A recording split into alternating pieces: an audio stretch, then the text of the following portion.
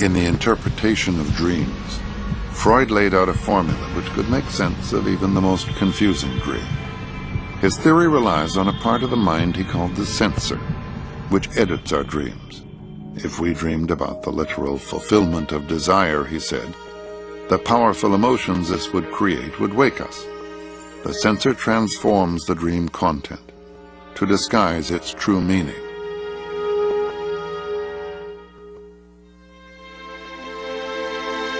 Freud called this transformation of desire dream work. It is composed of a number of processes.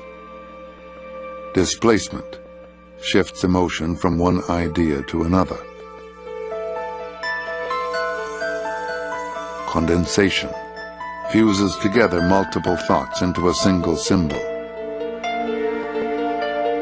Along with symbolization and projection, dreamwork components join together to change and redirect dream thoughts and images into acceptable forms. After the censor has completed its dream work, the ego reorganizes the otherwise bizarre components of the dream so that it has an apparent meaning called the manifest dream.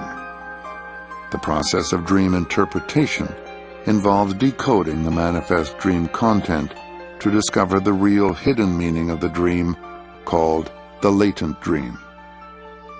Freud insisted that dream life is as important as real life.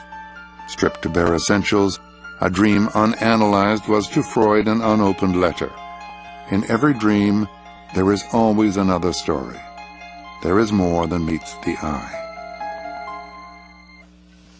Many of the dreams and the interpretation of dreams that he discusses, and many of the themes that he discusses, are dreams and themes about how do you live with loss? How do you make sense of the past when elements of the past are going to disappear from your life, and how do you retain them in some form that's meaningful? I had this dream not long ago that reveals to me the death of my mother. I was just dreaming that I was in the church with my mother, and we were singing and glorifying the Lord. And suddenly, there was a man covered with blood. He burst into the church, and everybody was running. I was running. To my greatest surprise, my mother was standing, waiting to know what was going on with this man. And I was so frightened, so scared from the dream, that I opened my eyes and I woke up. And 5 days later, I received a phone call that my mother had an accident and she died.